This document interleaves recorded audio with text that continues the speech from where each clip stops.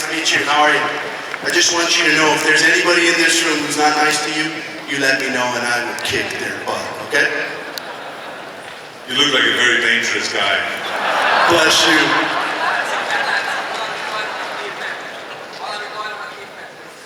We'd just like to ask you a couple questions. You've illustrious career, unbelievable successes. Most of us have read and firmly believe in the 6 rules, but sometimes still you must face a little bit of failure, even if it's not major failure. What do you do or what do you tell yourself to come up from a point where you may be headed down? You're human too. I think you're human too. I think that I stay exactly with what I said. The most important thing is when you know where you're going, it doesn't matter if you fail, because we all fail. There's no such thing in life as just always getting your way and doing everything exactly the way you've planned it. I remember that when I was in Sacramento and I was governor, everything was perfect. We passed one legislation after the next, everything was on a roll, and then all of a sudden, I called a special election. There were 4 things changed. One of them was the budget, because we really had a budget crisis. And all 4 initiatives were voted down by the people. I didn't expect that at all. So it was a real setback. But you know, that was one of those things where I failed. I obviously did not communicate well with the people, or well enough, so they understood what I was trying to do. Or they didn't feel like I worked with the legislators, with Democrats and Republicans well enough. Whatever the reasons were, I failed. But I got up again. And a year later, I won the governorship again with an overwhelming majority, and I brought everyone together and showed them that I can work together and bring everybody together. So we have failures. The key thing is that you see a goal. For me, my goal was to make California a great shining place again, where we build the infrastructure, where we create great healthcare, and where we help literally everyone, and serve Democrats and Republicans, young and old, no matter what the race is, the religion, and all this. That was the idea. And we were very successful in doing that, including improving our environmental policies in such a way that we really are now a shining example to the whole world. So we were successful. So the vision is always the important thing there. We do fail. The key thing, as I said earlier, is those that stay down are the losers. Those that get back up again and continue marching forward, dust themselves off and continue marching forward, are the winners. Wow, I love that. That, I think, deserves a round of applause. So, what's your advice? There's some people in here who are young, they're middle-aged people like myself, or teenagers. Oh, what's your advice to them? I mean, because it sounds great, but some people are probably still sitting there teetering, wondering, how in the world do I develop that vision? What do you give them to start off with? I think my kids, I always tell them, sit down and don't listen to what your mother tells you, what your daddy tells you, what your uncle tells you, what your grandfather tells you, whoever it is. You have to figure out for yourself. You can take all of our advice, but you have to figure out what is it that you're passionate about. Is it acting?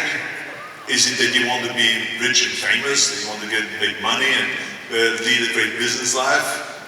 Is it that you will maybe become a priest? What is your goal? It doesn't matter what we think. What is it you feel very strongly about?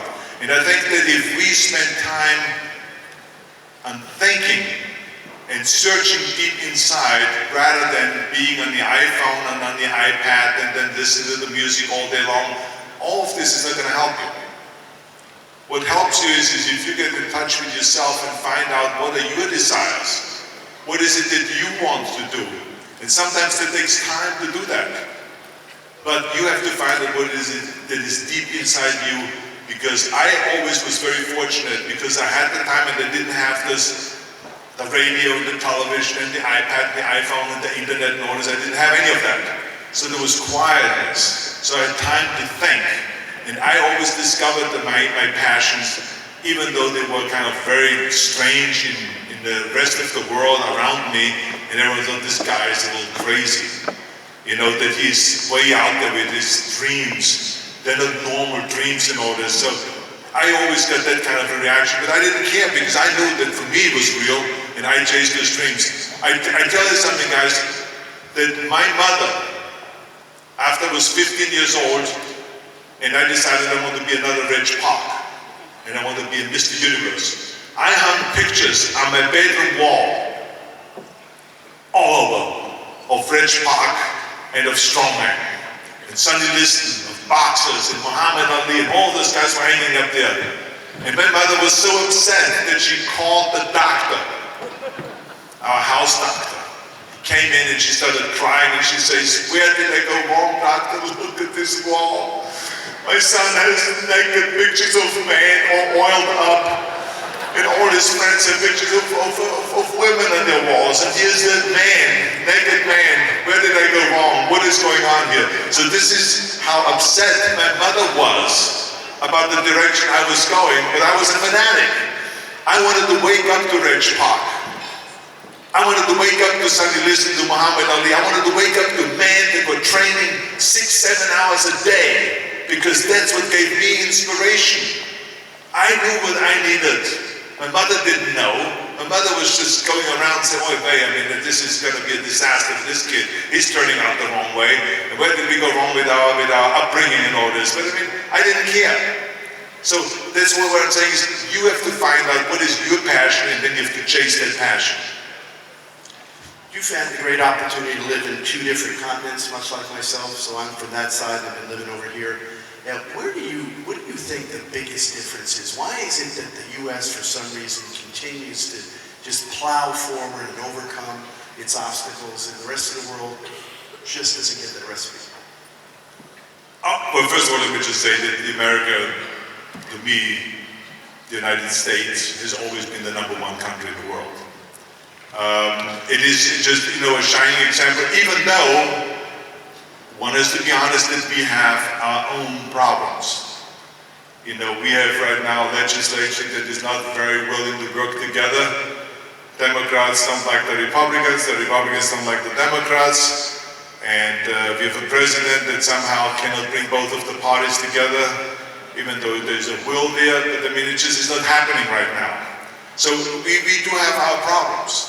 But luckily, we always pull out. We had an economic slump, and now America's back again with a great 3.6% GDP growth.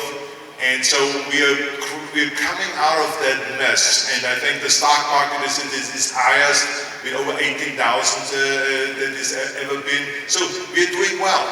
But we do have our problems, and we still have to solve a lot of those problems. But America is the #1 place, and I've seen it firsthand. It's the land of opportunity, and I think it's the open-mindedness. It's just that people have always a big vision. Everyone encourages to be kind of independent thinking and to think big. I know the difference between in Austria, when I grew up in Austria, versus going to America.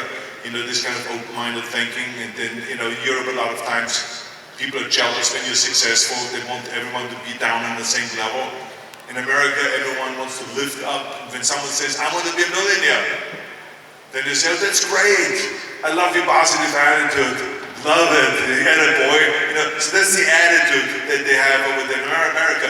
So, it is a great place, and I love it. And that's why I said it was important to me to give something back to that country, because it is such a very unique place.